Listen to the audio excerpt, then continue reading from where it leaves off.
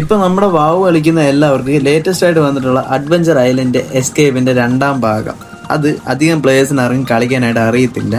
അറിയാന്നുള്ള ഒരു കാര്യമല്ല കേട്ടോ, അറിയാത്തവർക്ക് വേണ്ടിയാണ് ഈ ഒരു വീഡിയോ ചെയ്യുന്നത്. നിലവിൽ ഈ ഒരു മോഡ് കളിക്കാൻ അറിയാത്തവർക്ക് വേണ്ടി മാത്രമാണ് ഈ ഒരു വീഡിയോ ചെയ്തേക്കുന്നത്. സോ ഇത് കളിക്കാൻ അറിയാത്തവർ ഈ ഒരു ഫുൾ ഗെയിം പ്ലേ കണ്ട് മനസ്സിലാക്കുക.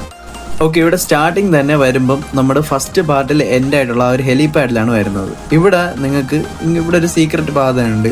ആ ഒരു പാസേജ് ഓപ്പൺ ചെയ്യണമെന്നുണ്ടെങ്കിൽ നിങ്ങളൊരു കാര്യം ചെയ്യേണ്ടതായിട്ടുണ്ട്. അതിനായിട്ട് നിങ്ങൾ ഈ ഒരു ഹെലികോപ്റ്ററിൻ്റെ അടുത്തോട്ട് വന്നിട്ട് ജസ്റ്റ് ഈ ഒരു ഹെലികോപ്റ്ററിൽ കയറിയിരിക്കുക. എന്നിട്ട് ഞാൻ ഈ പ്രസ് ചെയ്യുമ്പോൾ തന്നെ സീറ്റ് ഒന്ന് ഞെക്കി പിടിച്ചിട്ട് 4ാമത്തെ സീറ്റ് സെലക്ട് ചെയ്യുക. എന്നിട്ട് ഇതിലുള്ള ഗണ്ണ് സ്വിച്ച് ചെയ്തതിന് ശേഷം ഞാൻ ഈ അടിക്കും പോലെ ചെമറിലായിട്ട് ഇതേപോലെ അടിച്ചു കഴിഞ്ഞെന്നുണ്ടെങ്കിൽ ഈസി ആയിട്ട് തന്നെ നിങ്ങൾക്ക് അങ്ങോട്ട് പോകേണ്ട പാസേജ് കിട്ടുന്നതാണ്. ചിലവരെല്ലാവരും ആദ്യം തന്നെ തുടക്കത്തിൽ വഴി അറിയാതെ അപ്പുറത്ത് ആദ്യത്തെ വെള്ളച്ചാട്ടത്തിലൊക്കെ പോയി ചാടാറുണ്ട്. അപ്പം അങ്ങനെ പോയി പെടാതിരിക്കാനായിട്ട് അവർക്കൊരു സീക്രട്ടായിട്ടുള്ള പാസേജ് തുറക്കാനുള്ള വഴിയാണിത്.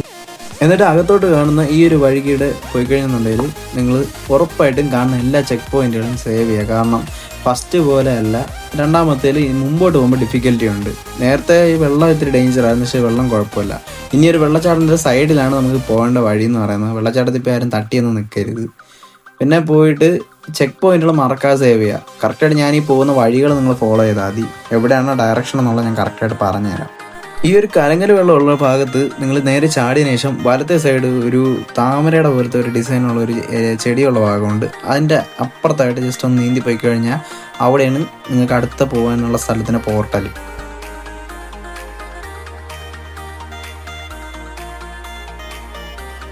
ഈ ഒരു പോർട്ടലിനകത്ത് എൻ്ററായി തന്നെ നിങ്ങൾക്ക് അടുത്തൊരു സ്ഥലത്ത് വരാവുന്നതാണ്. പിന്നെ ഈ ഒരു അഡ്വഞ്ചർ ഐലൻഡ് എസ്കേപ്പ് എന്ന് പറയുമ്പോൾ ഉറപ്പായിട്ടും കുറേ പാർക്കറുകൾ അവർ എന്തായാലും നല്ല റെഫർ ചെയ്ത് വെച്ചേക്കുമല്ലോ, നമ്മൾ ആദ്യത്തെ പാർട്ടിലവിടെ തന്നെ.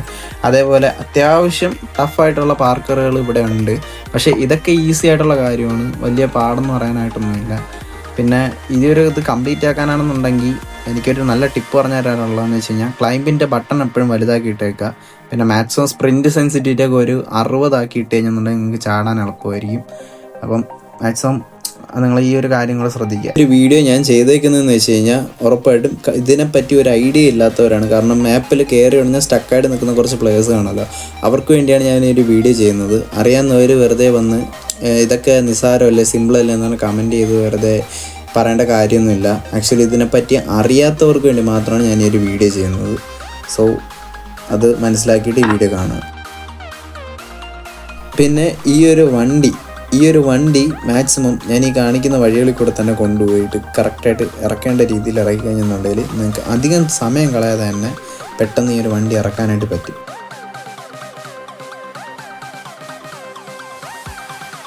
ഇവിടുത്തെ ഈ ഒരു മതിൽ പൊളിച്ചു കഴിഞ്ഞാൽ ഇവിടെ അടുത്ത സൈഡിലൊരു ചെക്ക് പോയിൻ്റ് ഉണ്ട്. അപ്പോൾ അവിടെയും ചെക്ക് പോയിൻ്റ് സേവ് ചെയ്യുക.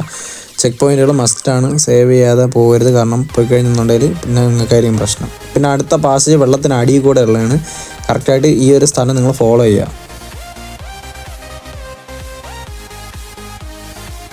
വെള്ളത്തിനടിയിൽ കൂടെ കുറച്ച് നേരം പോകേണ്ടതായിട്ടുണ്ട്. അപ്പം എന്തായിരുന്നാലും ശ്വാസം മുട്ടി നമുക്ക് എന്തായാലും ഹെൽത്ത് കുറയും. അപ്പോൾ ആ ഒരു ഇതിന് മുമ്പേ മേളിലോട്ട് പൊങ്ങാൻ പറ്റുവാണെങ്കിൽ അത്രയും മാക്സിമം നേരത്തെ പൊങ്ങിയിട്ട് കറക്റ്റായിട്ട് ഞാൻ ഈ പോകുന്ന ഡയറക്ഷനിലോട്ട് തന്നെ പോവുക.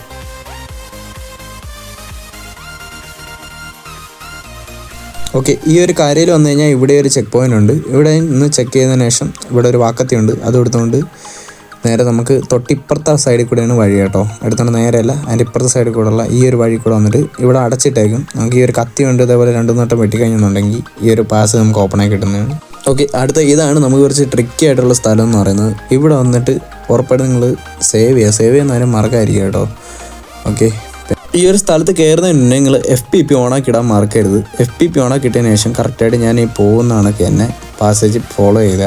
കാരണം ഇത് കറക്റ്റായിട്ടുള്ള റൂട്ടിൽ കൂടെയാണ് ഞാൻ പോകുന്നത്. അപ്പം വഴി തെറ്റാതെ ഈ ഒരു ഇലയുടെ മറവിൽ കൂടെ പോകാനായിട്ട് നല്ല ബുദ്ധിമുട്ടാണ്. എന്നാലും കറക്റ്റായിട്ട് ഞാൻ ഈ പോകുന്ന ലൊക്കേഷൻസ് നോക്കി പിൻ പോയിൻ്റ് ചെയ്ത് പോയി കഴിഞ്ഞിട്ടുണ്ടെങ്കിൽ നിങ്ങൾക്ക് ഈസി ആയിട്ട് ഈ ഒരു സ്റ്റേജ് കംപ്ലീറ്റ് ആക്കാവുന്നതാണ്. സിമ്പിളായിട്ടുള്ള ഒരു സ്ഥലം തന്നെയാണ്. 2-3 വട്ടം പോയി കഴിഞ്ഞിട്ടുണ്ടെങ്കിൽ നിങ്ങൾക്ക് ഓട്ടോമാറ്റിക്കായിട്ട് മൈൻഡിൽ ഫിക്സ് ആവും. അപ്പം വഴി അറിയാത്തവർ ഇത് കണ്ടെന്ന് മനസ്സിലാക്കും. ചില സ്ഥലങ്ങളൊക്കെ നിങ്ങൾക്ക് കാണാൻ ബുദ്ധിമുട്ടായി തോന്നുകയാണെന്നുണ്ടെങ്കിൽ നിങ്ങൾ ജസ്റ്റ് ഒന്ന് ക്രൗച്ച് ചെയ്യുകയോ അല്ലെങ്കിൽ ഒന്ന് കടക്കുകയോ ചെയ്താൽ മതി ആയിരിക്കും. അപ്പോൾ നിങ്ങൾക്ക് കാണാനായിട്ട് ഒരു നല്ല വ്യൂ കിട്ടും. ഓക്കെ, നിങ്ങൾ തന്നെ ഈ ഒരു കറക്റ്റ് സ്ഥലങ്ങൾ ഫോളോ ചെയ്ത് വരികയാണെന്നുണ്ടെങ്കിൽ ഇതേപോലെ താഴെ വീഴാതെ തന്നെ നിങ്ങൾക്ക് ഇവിടെ വന്ന് ഇറങ്ങാവുന്നതാണ്. അപ്പം ഇവിടെ വന്നിട്ട് ചെക്ക് ചെയ്തിട്ട് കറക്റ്റായിട്ട് ഞാൻ ഈ പോകുന്ന റൂട്ട് തന്നെ പോവാം കേട്ടോ.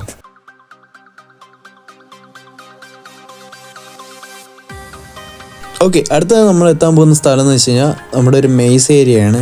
ഫസ്റ്റ് പാർട്ടിലെ പോലെയല്ല, ഇത് കുറച്ച് ഡിഫിക്കൽട്ടായിട്ടുള്ളൊരു മെയ്സ് ഏരിയയാണ്. കാരണം ഇത് മൊത്തത്തിൽ കവർ ചെയ്തിരിക്കുന്ന ഒരു സ്ഥലമാണ്. നമ്മുടെ ബിൽഡിംഗ് പോലെയൊന്നുമല്ല. ഈ പാറക്കെട്ടിൻ്റെ ഇടയിൽ കൂടെ പോയിട്ട് കറക്റ്റായിട്ടുള്ള വഴി കണ്ടുപിടിക്കണം. അപ്പോൾ നല്ല കൺഫ്യൂസ്ഡ് ആണ്. ഞാൻ ഈ പോകുന്ന റൂട്ടുകൾ നിങ്ങൾ നോക്കുക, കറക്റ്റായിട്ട് നോക്കിയിട്ട് 2 പ്രാവശ്യം റെഫർ ചെയ്തിട്ട് നിങ്ങളുടെ തന്നെ ഒന്ന് ക്യാച്ച് ചെയ്ത് ട്രൈ ചെയ്ത് നോക്കുക. പാടാണെന്ന് വെച്ച് കഴിഞ്ഞാൽ പാടാണ്, എന്നാൽ ഈസി ആണെന്ന് വെച്ച് കഴിഞ്ഞാൽ ഈസിയാണ്. കറക്റ്റ് വഴി നിങ്ങൾക്ക് കിട്ടിക്കഴിഞ്ഞെന്നുണ്ടെങ്കിൽ നിങ്ങൾക്ക് ഇതേപോലെ ഈസി ആയിട്ട് പോയി കയറാവുന്നേ ഉള്ളൂ. കണ്ടില്ലേ, കറക്റ്റായിട്ട് ഈസി ആയിട്ട് സ്റ്റെപ്പ് ഫോളോ ചെയ്ത് വന്നു കഴിഞ്ഞെന്നുണ്ടെങ്കിൽ നമുക്കത് 1-2 വട്ടം പോയി കഴിയുമ്പോൾ നമുക്ക് ആ വഴി കിട്ടും.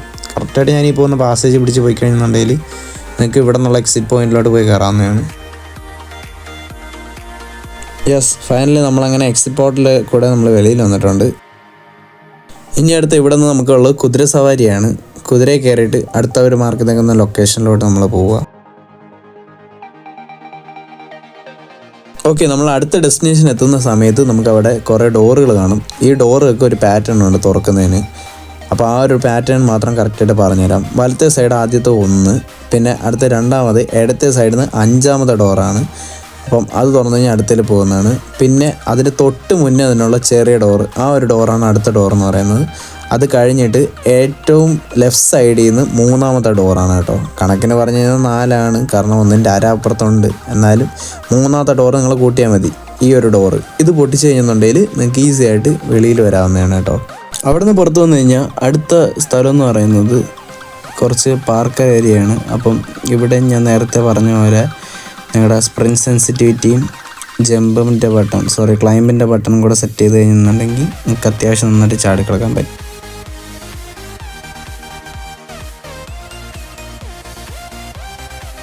ഓക്കെ, ഈ ഒരു സ്ഥലം പാർക്കർ ഇഷ്ടപ്പെടുന്നവർക്ക് നല്ലതുപോലെ ഇഷ്ടപ്പെടും. കാരണം താഴെ ഒരു ലാവയും മേളിലും 3-4 കട്ടകൾ മാത്രമേ ഉള്ളൂ. അതിൻ്റെ മേലെ കൂടെ ചാടി പോകണം.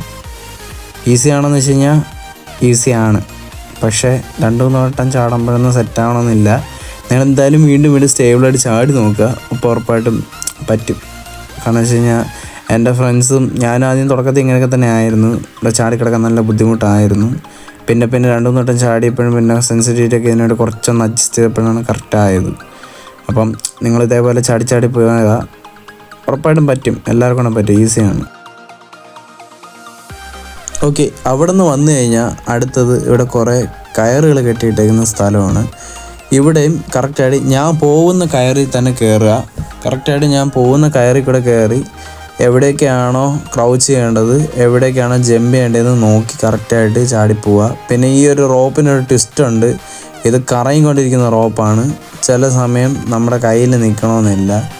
നമ്മൾ ചിലപ്പം ഓട്ടോമാറ്റിക്കായിട്ട് തെന്നി ഇതേപോലെ താഴെ ഇട്ട് കളയും. അതുകൊണ്ട് കറക്റ്റായിട്ട് നമ്മുടെ ജോയ്സ്റ്റിക്കിനും നമ്മുടെ ക്യാരക്ടറിനും ഒരു അഡ്ജസ്റ്റ്മെൻറ്റ് ഉണ്ടെങ്കിൽ മാത്രമേ പോകാൻ പറ്റൂ. കറക്റ്റായിട്ട് ഫോളോ ചെയ്യുക.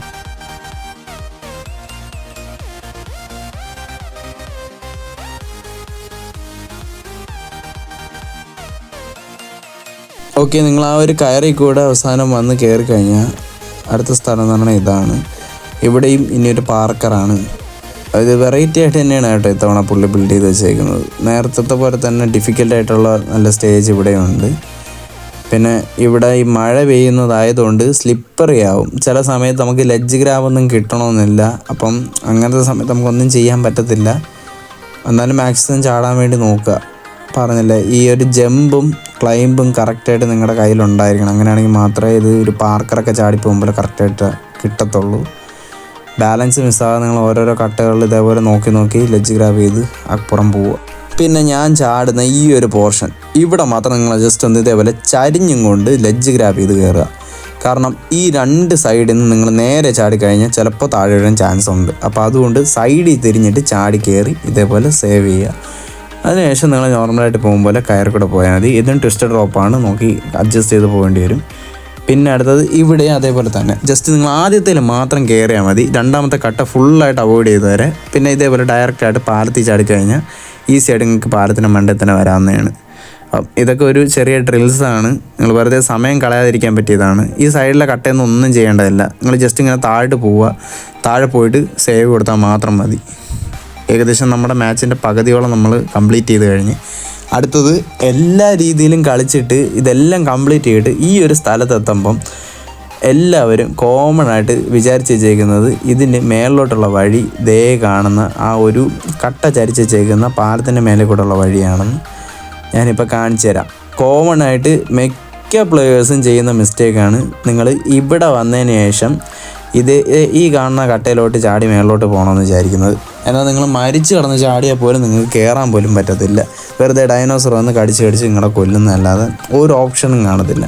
അപ്പം അതുകൊണ്ട് നിങ്ങൾ വെറുതെ ഇതിൻ്റെ പുറകെ കിടന്ന് സമയം കളയേണ്ടതില്ല. ഇവിടെ നിങ്ങൾക്ക് ഒരു അടിപൊളി ഓൾട്ടർനേറ്റീവ് വഴിയുണ്ട്, അത് ഞാൻ കാണിച്ചു തരാം എവിടെയാണെന്ന്. നിങ്ങൾ അവിടെ സേവ് ചെയ്തതിന് ശേഷം മുന്നോട്ട് വന്നിട്ട് നിങ്ങൾ ലെഫ്റ്റ് സൈഡിൽ ആ ഒരു ഇതിൽ പോകുന്നതിന് പകരം നിങ്ങൾ നേരെ റൈറ്റ് സൈഡിലൊരു മരം കണ്ടായിരുന്നു. ആ ഒരു മരത്തിൻ്റെ നേരെ അപ്പുറത്തെ സൈഡ് ഒരു കുഴിയുണ്ട്, ആ ഒരു കുഴിയിലോട്ട് പോവുക. അപ്പം ഈ ഒരു റോസാപ്പൂവിൻ്റെ അപ്പുറത്ത് വന്നു കഴിയുന്നുണ്ടെങ്കിൽ നിങ്ങൾക്ക് ഇവിടെ ഒരു സ്പ്രിങ് ഉണ്ട്. ഈ ഒരു ബോഡി വന്ന് സ്പ്രിങ് ചെയ്ത് കഴിഞ്ഞാൽ ഈസി ആയിട്ട് നിങ്ങൾക്ക് അടുത്ത ലൊക്കേഷനിൽ വരാവുന്നതാണ്. നിങ്ങൾ വെറുതെ അവിടെ കിടന്ന് താഴെ കിടന്ന് തൂങ്ങിയും താങ്ങിയൊന്നും വേണ്ട. ഇവിടെ വന്ന് ചെക്ക് പോയിൻ്റ് സേവ് ചെയ്തതിന് ശേഷം നിങ്ങൾ ഈ ഒരു ഡൈനോസറിനെ ഓട്ടിക്കാൻ പറ്റുമെന്ന് വെച്ച് കഴിഞ്ഞാൽ ഇല്ല. പകരം നിങ്ങൾ ഇവിടുത്തെ ഈ ഒരു കല്ലിടിച്ച് പൊട്ടിക്കണം. അപ്പം നിങ്ങൾക്ക് ഇവിടെ എസ്റ്റൽക്കെ കിട്ടും. എസ്റ്റൽക്കയിൽ 10 ബുള്ളറ്റ് കറക്റ്റ് 10 ബുള്ളറ്റ് നമുക്ക് ഈ ഒരു ടിഗറക്സിന് അടിക്കേണ്ടതായിട്ടുണ്ട്. അപ്പം ഒരു റിലോഡും കൂടെ കഴിഞ്ഞ് കറക്റ്റ് 10 ബുള്ളറ്റ് അടിച്ച് കഴിഞ്ഞെന്നുണ്ടെങ്കിൽ ഇവൻ്റെ കാര്യം തീരുമാനമാവും. അപ്പോൾ നമുക്ക് ഇവിടെ നിന്ന് അടുത്ത പോകാനുള്ള വഴി ഇവിടെ നിന്ന് ഓപ്പൺ ആവുന്നതാണ്. അപ്പം ഇത് തീർത്തതിന് ശേഷം നേരെ ലെഫ്റ്റ് സൈഡിൽ നിങ്ങൾ ആ ഒരു കുറ്റിക്കാടിനകത്തൊരു പോർട്ടലൊന്നും കാണാനായിട്ട് പറ്റും. അപ്പം ഈ ഒരു കുറ്റിക്കാട്ടിൽ നിന്ന് പോർട്ടലിൽ കൂടെ വെളിയിൽ വന്നു കഴിഞ്ഞാൽ അടുത്ത ലൊക്കേഷനായി. നിങ്ങൾ ഈ ഒരു ഇത്രയും ഭാഗം, അതായത് അവിടെ നിന്ന് വെറുതെ സ്റ്റക്കായിട്ട് കുറേ പ്ലേയേഴ്സ് സമയം കളയാറുണ്ട്. അപ്പം ശരിക്കുള്ള വഴി എന്ന് പറഞ്ഞാൽ ഇതാണ്. അപ്പം വഴി അറിഞ്ഞിടാത്തവരുണ്ടെങ്കിൽ നിങ്ങൾ മാക്സിമം നിങ്ങളുടെ ഈ ഒരു വീഡിയോ കണ്ടിട്ട് നിങ്ങളുടെ ഫ്രണ്ട്സിനും കൂടെ ഒന്ന് അയച്ചു കൊടുക്കുക. അപ്പോൾ അവർക്ക് ഇൻഫോർമേറ്റീവ് ആയിട്ട് ഇരുന്ന് കഴിഞ്ഞാൽ അത്രയും നന്നായിരിക്കത്തില്ല. അപ്പോൾ അതാണ്. അപ്പോൾ ഈ ഒരു മോഡെന്ന് പറയുന്നത് ഇത്രയേ ഉള്ളൂ, സംഭവം തീർന്ന്. ഇനി ഒന്നുമില്ല, ജസ്റ്റ് നിങ്ങൾ ഈ ഒരു ബോട്ട് എടുത്തും കൊണ്ട് കപ്പലിലേക്ക് പോയാൽ മാത്രം മതി.